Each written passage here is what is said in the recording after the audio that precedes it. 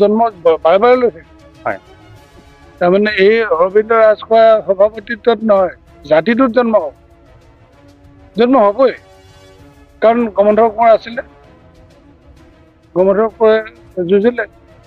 কুশল কোঁৱৰে যুঁজিলে তাৰপিছত ৰাজীৱ ৰাজখোৱা সেইটোতো আগৰ ইমানখিনি বিদ্ৰোহ ফুলগুৰি পথৰুঘাটৰ বিদ্ৰোহ হ'ল তাৰপিছতে সমান এনেকুৱা বিশ্বত আলোড়ন সৃষ্টি কৰা কোনে কিফালে মানে চৰকাৰে হওক বা চক্ৰান্তকাৰীয়ে হওক ইফালে সিফালে তেওঁলোকক ছাইড কৰি লৈ যাব পাৰে কিন্তু জাগি পিনি তেওঁলোকে প্ৰতিবাদটো কৰিছে সেইটো 100% হয় সেইটো মানিবই লাগিব আমি একেবাৰে কোনে কি কয় এইটো আমি নাজানো আমি লাজো নাপাওঁ কোনোবাই কয় যে কি পালে আপোনালোকে তাৰমানে আমি আমাৰ জীৱনত জাতিটোৰ কাৰণে আমাৰ সময়ত জাতিটোৰ বাবে কৰিব লগা পালন কৰিব লগা দায়িত্ব সন্তান হিচাপে সেই দায়িত্বটো আমি পালন কৰিছোঁ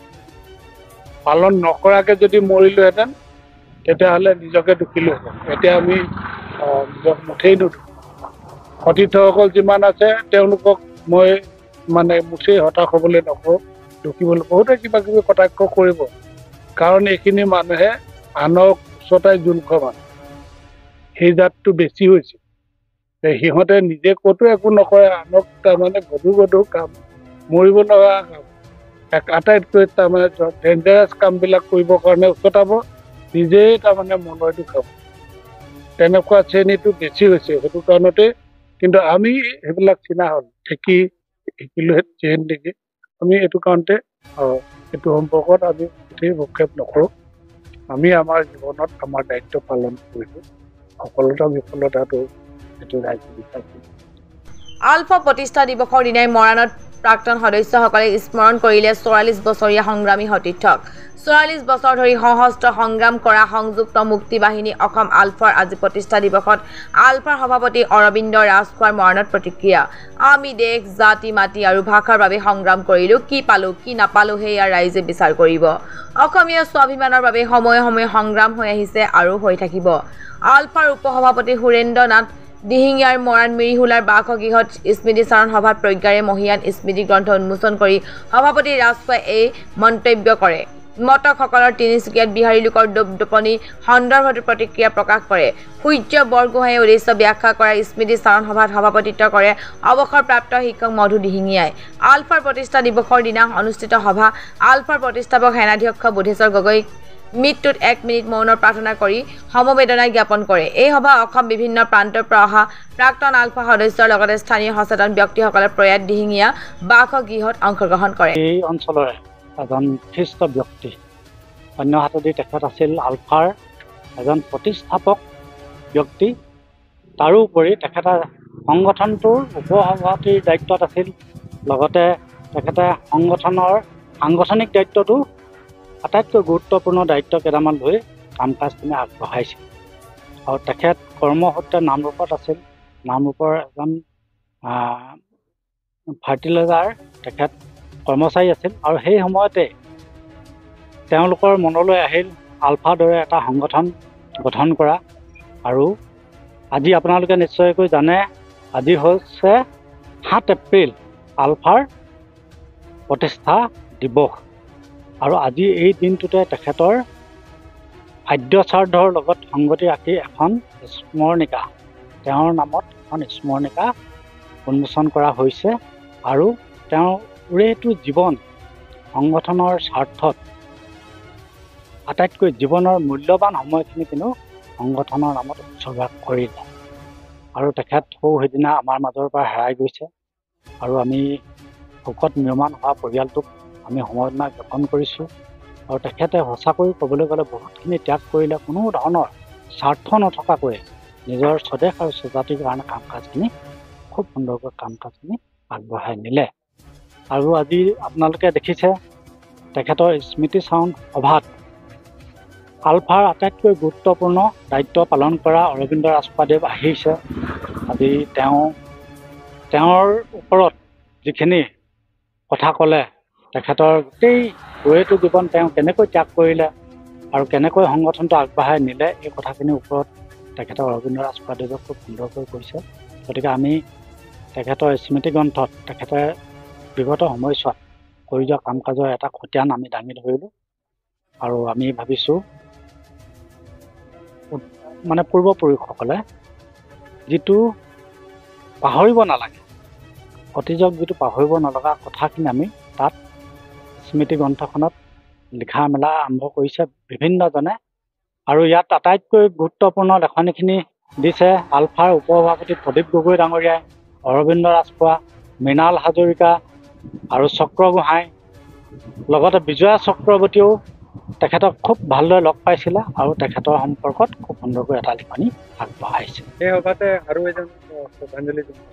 হয়, তেখেতো হৈছে আলফা সংগঠনৰ অন্যতম এজন প্ৰতিষ্ঠাপক, লগতে প্ৰাক্তন সেনাধ্যক্ষ। আজি যোৱা নিশা 12:30 তেখেত ঢুকাইছে আৰু আজি স্মৃতি চাৰণ অনুষ্ঠানতে তেখেতৰ হৈও তেখেতৰ আত্মাই যাতে সদগতি পায় 1 মিনিট সময় আমি মৌন প্ৰাৰ্থনা কৰিছোঁ। বিশেষকৈ আজি 7 এপ্ৰিল, এই বিগত 44টা বছৰ আমি 7 এপ্ৰিলটো অনুষ্ঠিত কৰি আহিছোঁ। আমি আজিৰ দিনটোতো হয় 7 এপ্ৰিল আলফাৰ প্ৰতিষ্ঠা দিৱস হিচাপে আজিৰ দিনটোত আমি সমবেত হোৱা নাই, কিন্তু আলফাৰ এই 7 এপ্ৰিল দিনটোতে আমাৰ যিসকল অতি পুৰণি একদম সাংঘাতিকভাৱে আমাৰ কোনো ঘনিষ্ঠ যিসকল ব্যক্তিত্ব গোটেইখিনি আমি আজি একেলগে ইটো আপাহতে সমবেত হৈছিলোঁ। এইটো ভাল লাগিছে। তাৰ পাছত আপোনালোকৰ এইটো মাধ্যমেদি ইয়াৰ সংবাদ মাধ্যমৰ যোগেদি মই জনাব বিচাৰোঁ, আজিৰ দিনটোতে যোৱা নিশা আমাৰ প্ৰতিষ্ঠাপক মানে সেনাধ্যক্ষ, আলফাৰ প্ৰতিষ্ঠাপক সেনাধ্যক্ষ নাহবদীয়া বুদ্ধেশ্বৰ গগৈৰ মৃত্যু হৈছে আৰু বুদ্ধেশ্বৰ গগৈৰ মৃত্যুত আমি আমাৰ শোক সন্তপ্ত পৰিয়াললৈ সমবেদনা জ্ঞাপন কৰিছোঁ আৰু ইয়াতে আমি প্ৰস্তাৱ আকাৰে ফোন কৰিছোঁ।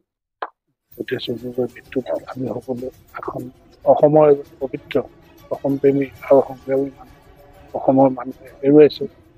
তেখেতৰ পৰিয়াল আছে, সন্তান আছে, সকলোলৈ আমি সমবেদনা জ্ঞাপন কৰিছোঁ। আৰু এটা কথা আপোনালোকক জানিব বিচাৰিছে, আপুনি ইতিমধ্যে বক্তব্যত আগবঢ়াইছিলে আলফা আপোনালোকে কৰি কি পালে আৰু আপোনালোকৰ পৰা অন্য কি পালে?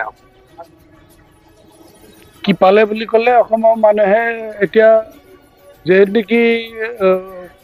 অসমত অসমীয়া মানুহৰ একেবাৰে অসমীয়া মানুহে ইয়াতে গোলামৰ নিচিনা কৰিছে। ৰেলৱেত হওক, বাছতে হওক, য'তেই নহওক লাগে অসমীয়া ভাষা ক'বলৈ নোৱাৰা, অসমীয়া ইয়াতে আমাক কাণত ধৰি উদ্বোস কৰোৱা যিটো অনা অসমীয়াই অসমীয়াক মানে কাণত ধৰি উদ্বোস কৰোৱা আৰু এইটোত আমাৰ যিটো অধিকাৰটো একেবাৰে নাইকিয়া কৰোৱা যিটো অৱস্থা, সেইটো সময়ত আমি অনুভৱ কৰিছিলোঁ, আমি মুখামুখি হৈছিলোঁ, তাৰ প্ৰতিবাদতে বন্ধ কৰিছোঁ। আৰু এইটোৰ মাজত বিগত দিনবিলাকত আপোনালোকে এনেও জানে, সংবাদ মাধ্যমবিলাকে ভালধৰণে জানে, অসমৰ পৰা অনা অসমীয়া ব্যৱসায়ীয়ে বুলি ক'ত গৈ কলনি বনাই আছে। এতিয়া লাহেকৈ এজন দুজনকৈ আহি পিনি আকৌ অসমত সোমাইছে। সোমাওকে বা নোসোমাওকে অসমৰ মানুহে নিজৰ মাটিত, নিজৰ জাতিত, নিজৰ তাৰমানে জাতিটো মৰ্যাদাৰ সৈতে ইয়াত জীয়াই থাকিবৰ কাৰণে চেষ্টা কৰোঁতে কোনোবাই যদি ইয়াতে আকৌ আগৰ নিচিনা অৱস্থা আনে, নিশ্চয় এনেকুৱা আলফা আকৌ জন্ম ল'ব। শেহতীয়াকৈ তিনিচুকীয়াত তেনেকুৱা ঘটনা সংঘটিত হৈছে, এই ক্ষেত্ৰত কি ক'ব? এইটো কাৰণতেতো মানে তিনিচুকীয়াখনক হেৰিয়াত এইটো কাৰণতেতো পৰেশ বৰুৱা তাৰমানে ভাতত বন্দুক লৈছে। আনৰ কথা বেলেগেই কথা। তিনিচুকীয়াখন হ'ল বেংমৰা, মানে হাৰিয়াৰ মানে ৰজাৰ মানে ৰাজধানী হয়।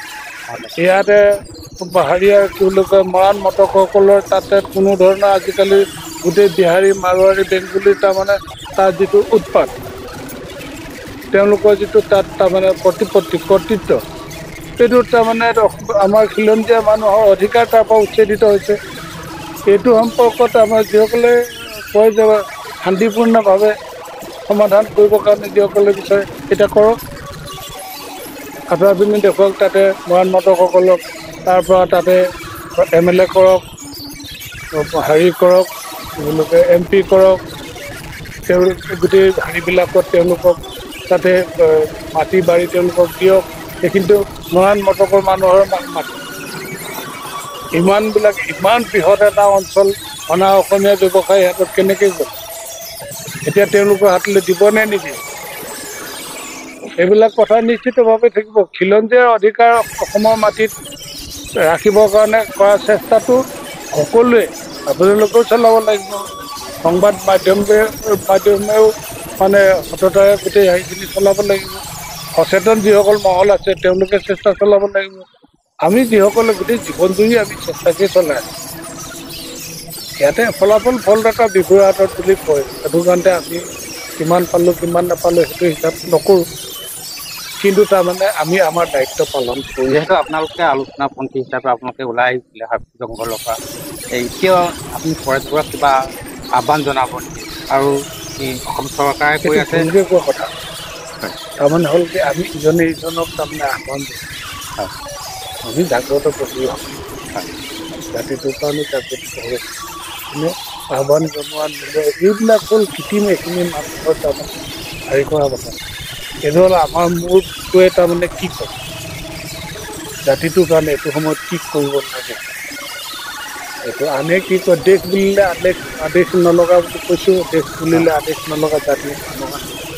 সেইটো কাৰণতে এখন দেশত এইটো জাতিত কি কৰিব লাগে সেইটো কাৰো আদেশ দৰকাৰ নাই, আমি নিজে কৰিব লাগিব।